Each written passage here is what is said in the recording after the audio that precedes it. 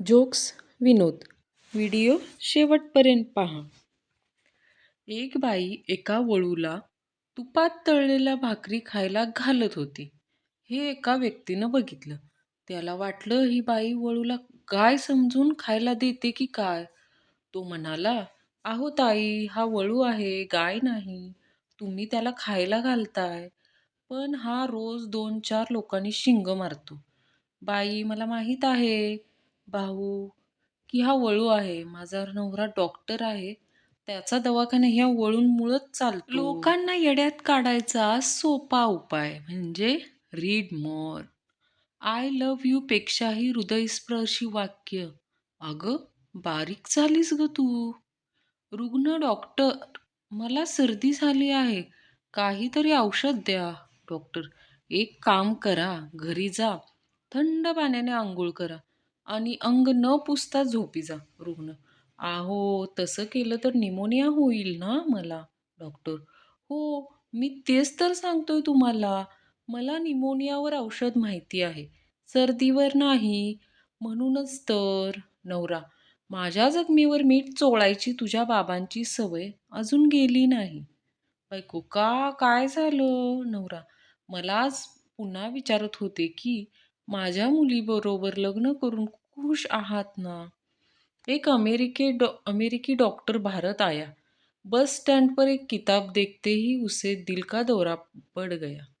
20 रुपए की इस किताब का नाम था 30 दिन में डॉक्टर कैसे बने. बॉस, तुमचा पुनर्जन्मावर विश्वास आहे का? क्लार्क, नाही सर. बॉस, काल तुम्ही तुमच्या मामाच्या अंत्ययात्रेसाठी सुट्टी घेऊन गेला होता. त्यानंतर अवघ्या 1 तासाभरातच ते तुम्हास भेटण्यास आले होते. बॉस, आज परत उशीर झाला झाला ते. क्लार्क, काल माझ्या बायकोने एका अपत्यास जन्म देऊन तिसऱ्यांदा एका नवजात बालकाची भेट मला दिली. बॉस, तिने तुम्हास त्याऐवजी एक अलाराम घड्याळ भेट द्यायला हवे होते. बॉस, अरे परत 7 दिवसाच्या रजेचा अर्ज.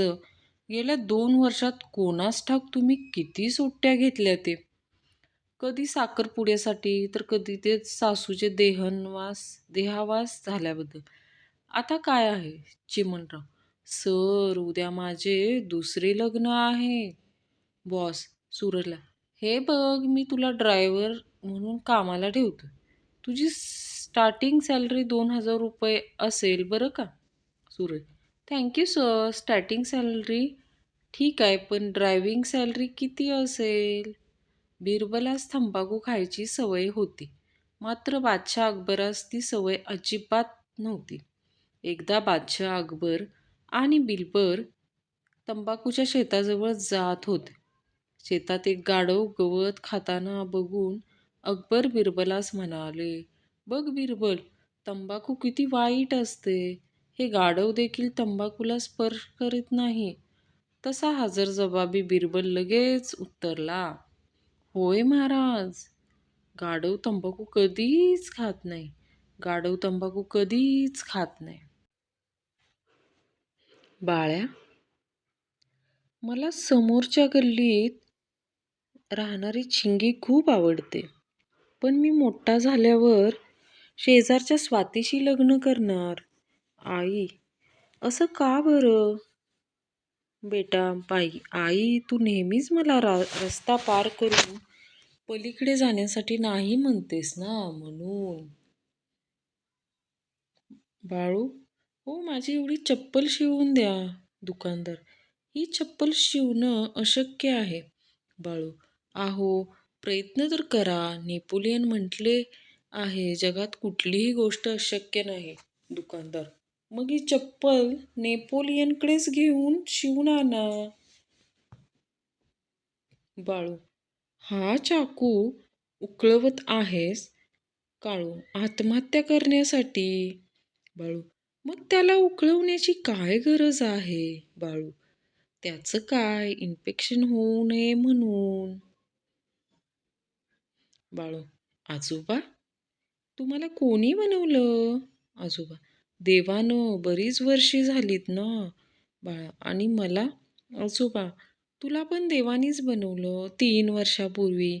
बाळ, इतक्या वर्षात देवाने आपल्यात बरीच सुधारणा केली ना हो? 12वीचा अभ्यासक्रम पूर्ण झाल्यावर शिक्षक विद्यार्थ्यांना म्हणाले, आता परीक्षा जवळ आलेली आहे.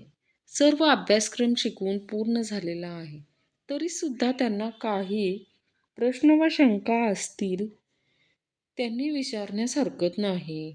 मागील बेंचवर बसलेला बाळू हात वर करून उभा राहिला आणि म्हणाला, सर, प्रश्नपत्रिका कोणत्या छापखान्यात छापायला दिल्या आहेत ओ? बायकोशी भांडण झाल्याने वामनरावांना जेवायला बसण्याऐवजी रागारागात आवराआवरी करून ऑफिसला जाण्याची तयारी सुरू केली. काही खाणार आहात का? बायकोनं विचारले. विष दे विष, वामनराव म्हणाले. इथंच खाणार की डब्यात देऊ? बायकोने शांतपणे विचारले. बायकोला आपल्या कमाईतील 100% द्याल तर तुम्हाला 10% सूट मिळेल. गर्लफ्रेंडला आपल्या कमाईतील 10% द्याल तर तुम्हाला 100% सूट मिळेल. नीट विचार करा, कारण पैसा तुमचा आहे. जागा ग्राहक जागा. बायकोने बातमी दिली.